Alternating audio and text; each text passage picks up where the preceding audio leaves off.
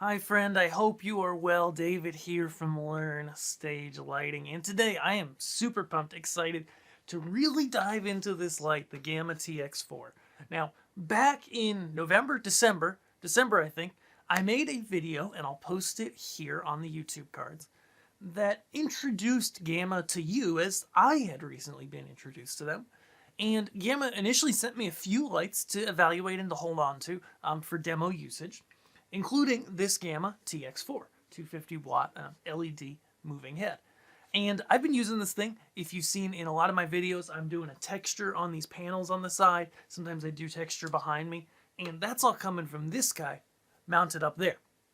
And I really enjoyed working with the TX4, and I've had a lot of fun with it. And so now that I've used it for a few months, I really want to go in and really do a full review for you guys that really covers this thing, okay? So this is going to get pretty in-depth because I really want to show you this light. And, you know, if I refer you to Gamma and I send you to their site, I don't get any commission off of it. I just want to put that out there. Maybe in the future, I don't know. But I think that these people, like I've said in my other videos, are doing something unique. And that is that they're carving out a product line that's fairly timeless in a sense, where they can make a model like this and sell it for as long as possible, not updating it, not discontinuing it, not changing it, and therefore offer it at a really reasonable price. I think you'll see that with this unit, and we'll talk about that at the end. So first things first, guys, let's just look at the physical. Okay, it's a 250 watt LED moving head. So it's pretty mid-size, right? It's not super tiny. It's not like a cheap DJ light, but it's not the size. It's not a 100-pound automated, professional light either. It's really in that middle ground where a lot of hobbyists are looking for something that'll cut through a stage, have a good number of features, and also not be that expensive. Now it's under $1,000, actually under 900, I believe, is the minimum advertised price. And just looking at the physical here, we've got a really nice unit, plastic, doesn't have any funky textures or anything to it, pretty typical. Some Gamma logos on it, but they're not huge or obnoxious, which I'm thankful for. Pan and tilt, nice big heat sink by the LEDs. That's what we really want to see, right? We got to keep those LED arrays cool. And a lens on the front that also has zoom and focus. Now on the bottom, we've got, again, plastic base, solid handles that you can pick it up with. Really nice. PowerCon compatible input and output, as well as 3-pin and 5-pin DMX. Now let's go ahead and turn it on because I want to show you the display. The display is pretty typical for lights in this realm. Hopefully you can see it well, lights in this price range. It's bright, it's got color, which I appreciate, and it's not just some LED digits. So it's not behind the times. Sometimes when you buy a really cheap fixture, you'll get something that's just like a 4-segment LED display. And come on, it's not 1999 anymore. We can do better than that. Nice full color. Turns off when you're not touching it. Very helpful when it's up in a rig, and you're able to go through the menu, change things like the address, the fixture mode, etc. There's a few different modes in here. I'll just pop over to that quick. So there are a 16 and an 18 channel DMX mode. I believe there's not a lot of differences between them. I think it's just going fine on the pan and tilt channels, which I would do in pretty much any case. I'd choose that 18 channel mode. So that's the basics of it. I'm going to go plug it into a console now, and I'm going to shine it at my wall. And I want to do some things. I'm going to shine it and take a bunch of footage at the wall, and I'm also going to take a bunch of footage with some atmosphere, some haze in the air. And I really want to do that just to show you guys what this thing looks like projected on a physical surface, as well as what all the different features look like when they are basically, in the air as an atmospheric effect. Because both are useful, and this light, I think, does things well. So let's hop in, let's show off some of those features. All right, first things first, guys, as we really begin to first look into this here, I've got my camera's exposure set exactly the same I had it before. I've got the TX4 on here. I'm going to turn it on and just point it up in the air. And then I've got my fog machine / hazer in this tiny space also set up, and it's warming up right now.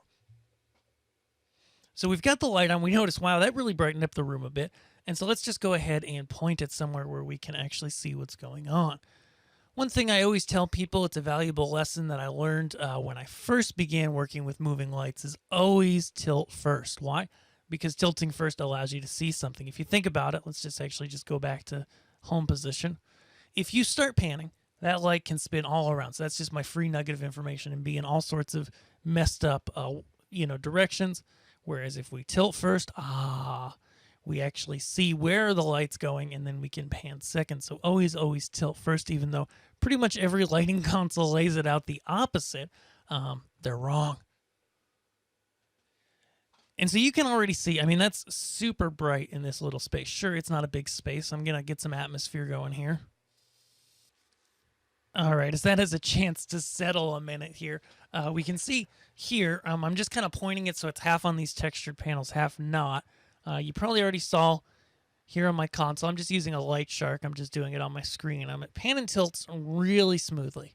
All right, so that's the first test, right? Is pan and tilt. How do they look? I'm going to go ahead and pan. Yep, looks really nice. Looks really smooth. Awesome. So I'm going to go, actually, let me make two positions here to use during our show today. So we'll do one here, and then we'll go up in the air so you can really see how it looks through the air in that second position. Awesome. So there's our first cue. There's our second. So we can kind of see both views. Now, let's go through and just look at this thing. I'm not focused too much on the atmosphere, but on the wall itself. And so if we go ahead, intensity here, just to walk through it, there's a 0 to 100 dimmer.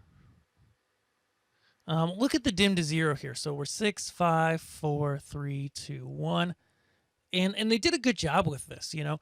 I really like an LED. It doesn't really, like you see, if I go at it kind of quick, it kind of drops off. But if I'm doing a slow, really meaningful drop here, 9, 8, 7, 6, 5, 4, 3, 2, 1. If you do go to dim smoothly, it does dim quite nicely. If you dim fast, it is going to accelerate that shut off, which is pretty typical and works well. It's also got a shutter, which has strobes in it. Oh my goodness. Slow to fast. Hopefully my autofocus doesn't just go nuts over this. It might be. Various strobes. Woohoo, they all work. Not much else to say there. Awesome. So that's intensity position. There is a pan tilt speed channel. I don't usually recommend touching that unless you're using a more basic controller. If you have a controller that allows you to define times for cues and stuff, then there's really no need to use a speed control like that. It doesn't make a lot of sense to me. All right, after shooting this once, I realized that it was way overexposed on the camera shot. No good. So I want to get back to this. I really want to show you what this thing does. So I've put the camera in auto exposure just because my light level's changing so much. Like, I don't like doing that because manual exposure is very consistent. So I'll get some fog in the room here, and we'll talk about focus while we do that. But the focus on this guy, just to, actually, let's clear out this gobo real quick. The focus on this guy, guys, because we're not to gobos yet, is quite good. So whether we're zoomed in or zoomed out all the way, doesn't matter. We're able to focus with this guy. Right around 50% is where it gets nice and sharp for the edge of the light like this. We've got a little bit of what they call a chronic aberration when it's fully sharpened, which is just a little blue halo around the outside of it. You could soften it a little and that goes away. It doesn't really bother me. A lot of lights do it. It's fine. But focus looks good. You're able to focus, like I said, zoomed in or zoomed out. And either way, it looks really nice. With the zoom in and zoom out, I'm not sure if we discussed this already, so I'll just pop it again. We can get the frost in, either zoomed out all the way or zoomed in most of the way. And then there's also the prism here, which if we bring that into focus, we can really see the prism when we focus it. As you can probably see, this light is very bright, which is why we're having a little bit of trouble here. So you can see the lights in the background and stuff. I've still got my full regular video lights on, but I had to really bring it down in order to get this guy to cut through. I wanted to show you it full, though, because I think it's worth showing you that. And so this is the prism, and it does rotate, which looks really nice, either just an index or a shake or a actual real rotate, which is nice. Looks really nice. Next after that, guys, we've got the colors. So let's go ahead and hit colors. There is white, there's a nice red, nice green, oops, yellow. Then there's a dark blue, kind of a primary blue, pretty bright. Then a magenta, a amber. Note, it's not a super deep amber, but it does look nice. With LED sources, it's hard to get a good amber out of them. It would have been a lot darker if it had been deeper. We've got blue, a cyan. And then we can rotate the color wheel. You can see these half colors here. You can actually access those two with the fine color channel in the DMX, which comes after it. And so you can literally pop through and do split colors and have it hang out on those, which can look really nice with some color combinations, especially. You know, like that. Look at that. That looks great. So you can get to that through the color fine channel. And then we also have, guys, some gobos in this. So there's 2 wheels of gobos. The first wheel right here, we can see here. I'm just going to shine through. Just going to shine through here the various gobos. So this is what they look like projected onto a surface. But then we can go ahead and put it in the air. And I've adjusted the exposure again just to see the beam a little better. It's hard with the camera exposing it there, but it looks better in person.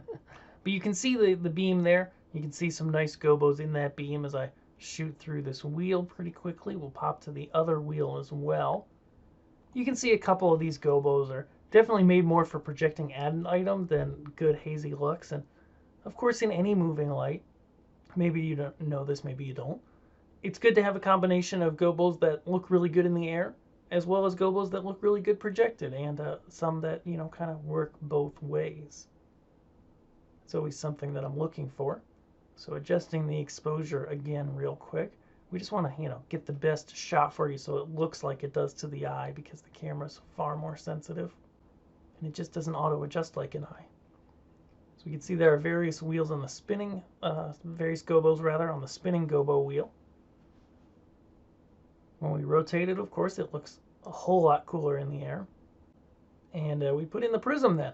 And the prism, you know, kind of obscures the in the air look, but it does give it a great look.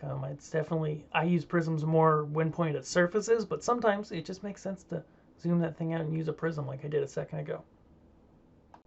Awesome. So now we've looked at a lot of the features that are in this Gamma TX4. So let's hop back and make some conclusions.